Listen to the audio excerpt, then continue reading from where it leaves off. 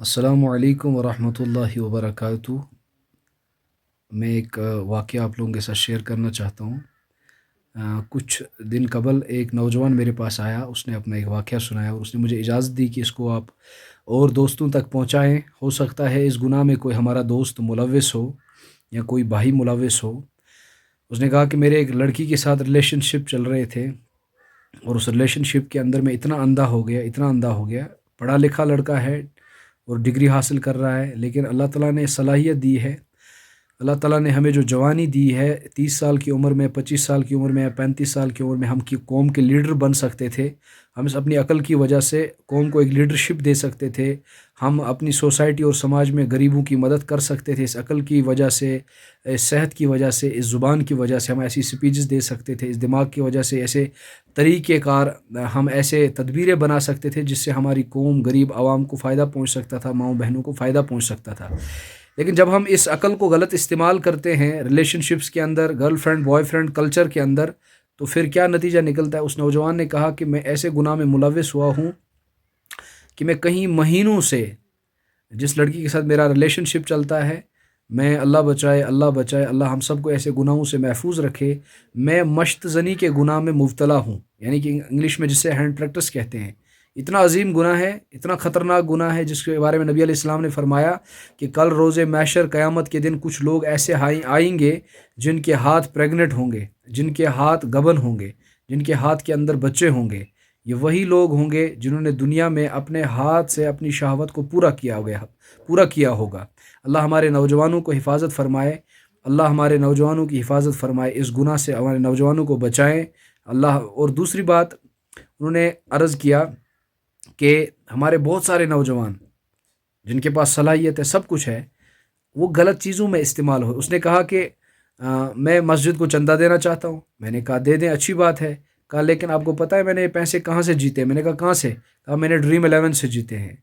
یعنی کہ ہم شرط لگاتے ہیں اللہ کے ساتھ کہ اگر میں جیت گیا تو میں یہ پیسے مسجد کی دوں۔ ارے اللہ کے بندے، وہ جوا ہے، وہ حرام پیسہ ہے۔ ڈریم 11 ہو یا اس طرح کی کوئی سپورٹس گیم جس میں پیسہ بھرنا پڑتا ہو، جس میں ہمیں کیا بولتے ہیں اس کو، پلیئرز چننے پڑتے ہوں، اپنا پیسہ بند رکھنا پڑتا ہو، ایسی گیمیں کھیلنا یہ یہودوں کی ایک ایسی تدبیر ہے کہ ہمیں گیموں کی طرف لگایا، ہمیں پب جی کی طرف لگایا، ہمیں فری فائر کی طرف لگایا، ہمیں ایسی ایسی چیزوں کی طرف دھیان ہمارا بھٹکا دیا۔ ان کے بچے سائنٹسٹ بن رہے ہیں، انجینئر بن رہے ہیں، فلاسفر بن رہے ہیں، ڈاکٹر بن رہے ہیں، وہ قوم کی لیڈرشپ سنبھال رہے ہیں، اور ہمارے پب جی پہ لگے ہوئے ہیں، ہمارے گانوں پہ لگے ہوئے ہیں، ہالی ووڈ اور بالی ووڈ پہ لگے ہوئے ہیں، ڈریم 11 پہ لگے ہوئے ہیں، فری فائر پہ لگے ہوئے ہیں۔ ہمارے نوجوانوں کا انہوں نے شوق کے لیے، تھوڑی دیر کے لیے، صحت کے لیے، ورزش کے لیے، کچھ وقت کے لیے کرکٹ کھیلنا، کبڈی کھیلنا، یہ تو جائز ہے، لیکن جس میں شریعت کا بھی پاس و خیال نہ ہو، جس میں انسان کا دین بھی چلا جائے، دل بھی متاثر ہو جائے، دماغ بھی، صحت بھی متاثر ہو جائے، گھر کے کام کاج متاثر ہو جائے، ایسے کھیل کھیلنا حرام ہے۔ پھر اس نے کہا کہ میں نے ڈریم 11 سے جیتے ہیں وہ پیسے، یہ حرام ہے، ناجائز ہے۔ میری آپ سب دوستوں سے، نوجوانوں سے گزارش ہے کہ اگر اللہ بچائے مشت زنی کے گناہ میں یا ایسے کلچر، ایسے بوائے فرینڈ گرل فرینڈ گندے کلچر میں کوئی ملوث پھنس چکا ہے اور اس کی عمر نکاح کی ہو گئی ہے، لیکن وہ اس گناہ کی وجہ سے اپنی ضرورت کو پورا سمجھ رہا ہے، تو نکاح کس لیے ضرورت ہے وہ یہ سمجھتا ہے، تو اس عظیم گناہ سے توبہ کرے، اس بڑے گناہ سے توبہ کرے۔ اللہ بچائے، اللہ بچائے۔ یہ ایسی باتیں اگر میرے اور آپ کے سمجھ میں آ جائیں تو انشاءاللہ ہمارے نوجوانوں کے اندر بڑی صلاحیت ہے، مبارک ہو ایسی صلاحیت کو، لیکن اگر غلط استعمال ہو جائے گی تو 30 سال کی عمر میں وہ صلاحیت ختم ہو جائے گی، برباد ہو جائے گی، نہ وہ سوچ کے قابل۔ پھر نوجوان رو رہا تھا میں کہ اپنی ڈگری کیسے حاصل کروں، میں کیا کر سکتا ہوں، سوچ بند ہو گئی ہے، میں کچھ کر نہیں سکتا ہوں، یاد نہیں ہوتا ہے۔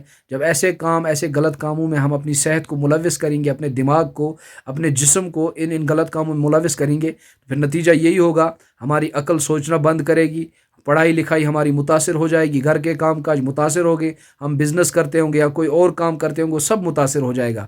اللہ مجھے بھی، آپ کو بھی، پوری امت مسلمہ کے تمام نوجوانوں کو، ماؤں بہنوں کو اس خطرناک گناہ سے، اس بیماری سے بچائے۔